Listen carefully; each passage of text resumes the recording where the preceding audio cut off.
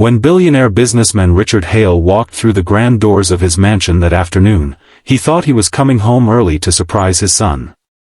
But instead, he was the one who got surprised. What he saw in that living room, his maid, a chalkboard full of complex equations, and his young son staring in awe, left him standing there, frozen, speechless. He had always believed money could buy the best of everything: tutors, schools, opportunities. But in that one moment, he realized something money could never buy: the pure heart of kindness. Hey everyone, welcome back to Kindness in Action, where we share true and inspiring stories that remind us how powerful kindness can be. If you love heartwarming stories that touch your soul and make you believe in the good in people, hit that subscribe button, like this video, and share your thoughts in the comments below. We love hearing your stories of kindness too. Now, let's get into today's story. Richard Hale was one of those men people called self-made. He had built a billion-dollar tech company from nothing, just a dream and a laptop in a cramped apartment. Now, he lived in a mansion on the outskirts of Chicago, with marble floors, chandeliers, and more rooms than he could remember. But for all his wealth, Richard was a busy man. Too busy, most days, to be home before dark. His wife had passed away years ago, leaving him to raise their only son, Ethan, with the help of his household staff. Richard loved his boy deeply, but work always seemed to come first. He promised himself that everything he did, every deal, every meeting, was for Ethan's future. At least, that's what he told himself. One Friday afternoon, a big meeting got cancelled unexpectedly. For once, Richard decided to take the rest of the day off. He drove home, humming along to the radio, thinking maybe he'd finally take Ethan out for ice cream or a game of catch. But when he walked through the front door, something stopped him cold. In the living room, where sunlight poured through tall windows, stood Maria, the housemaid.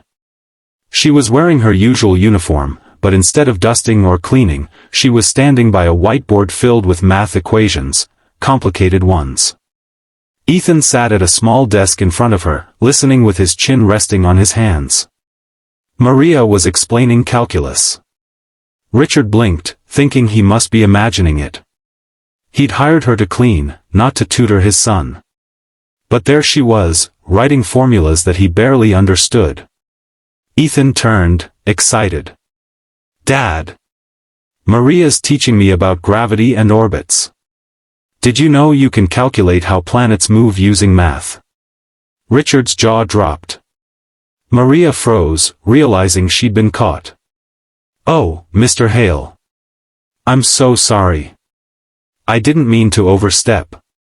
Ethan asked about his homework, and one question led to another. But before she could finish, Richard raised a hand. No, it's fine. I'm just surprised. You understand all that." She smiled shyly. "I used to. Before I came here, I studied physics at the University of Sao Paulo. I wanted to be a teacher, but life had other plans." Richard was speechless. He had known Maria for years, kind, quiet, reliable. But he'd never asked much about her life. He never knew she had once been a teacher. He never knew she had a dream. That evening, as Ethan went upstairs, Richard sat with Maria at the kitchen table. The smell of freshly baked cookies filled the air, but the conversation turned heavy. Maria told him her story. She had come to the U.S. 10 years earlier to support her family back home. Her husband had fallen ill, and she needed money quickly. Teaching in a foreign country wasn't easy without the right certifications, so she took whatever work she could find, cleaning houses, cooking, doing laundry. "I miss teaching," she admitted softly. "But I still love sharing knowledge whenever I can. Your son is so bright, Mr. Hale. He asks the best questions." Richard sat there quietly, humbled. He thought of how often he'd been too busy to sit down and help Ethan with homework. And yet, here was this woman, after cleaning all day, spending her free time teaching his boy, not because she was paid to, but because she cared. Over the next few weeks, Richard started noticing more changes. Ethan's curiosity grew. He'd rush to finish dinner, eager to show his father what Maria had taught him, about the stars, physics, and even coding. But it wasn't just academics. Ethan had started holding doors open, saying, "Thank you," more often, and talking about how he wanted to help people learn things. One night, Richard asked him, "Why do you like studying with Maria so much?" Ethan smiled. "Because she believes in me, Dad. She says kindness is like gravity, it pulls people together." Those words hit Richard harder than any business deal ever had. A few days later, Richard made a decision. He called Maria into his office. She came nervously, wiping her hands on her apron. "Maria," he began, "you've been working here for a long time. You've taken care of this home, and of my son, like it was your own family. I owe you more than I can say." Maria tried to protest, but he stopped her.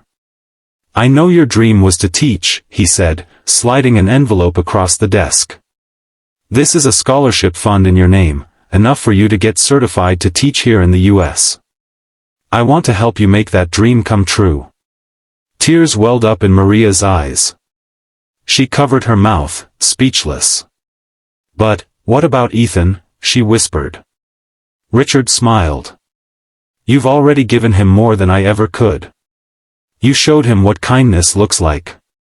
Months passed, and Maria started attending evening classes at a local college. During the day, she still worked part-time for the Hales, but now she spent hours studying and preparing for her teaching exams. Richard found himself rearranging his schedule more often, coming home early to be with Ethan. They'd sit together in the evenings, sometimes doing homework, sometimes just talking about life. Ethan would often say,